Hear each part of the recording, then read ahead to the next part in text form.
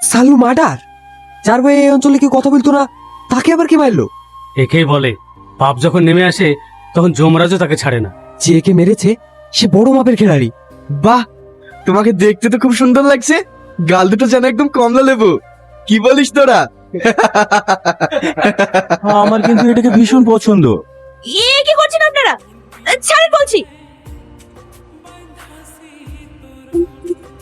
আপনাকে দেখে তো একজন ভদ্রলোক মনে হচ্ছে, কিন্তু বড় দুঃখের বিষয় আমি এখনো আপনার পরিচয় জানতে পারিনি। আপনি ডক্টর আর কে মন্ডলের নাম শুনেছেন? হ্যাঁ, উনি তো একজন বড় মাপের ডক্টর, কিন্তু তার সাথে সাক্ষাৎ করার সৌভাগ্য আমার এখনো হয়নি। আমি সে ডক্টর। হ্যাঁ, আপনি সেই ডক্টর আর কে মন্ডল? কিন্তু আপনার এই অবস্থা কেন? আমি একটা বেটার জীবনের আশা করেছিলাম, সবসময় মানুষের পাশে থাকতে চেয়েছিলাম, মানুষের কষ্টগুলো তাদের পাশে থেকে বুঝতে চেয়েছিলাম। তাই ডাক্তারি পাশ করার পর এখন কেমন আছেন? এখন একটু ভালো আছে। এই ওষুধগুলো চলুক, আশা করি কমে যাবে। এই ওষুধ এখানে কেন? স্যার, হসপিটালে তো এই মেডিসিনই চলে। কি?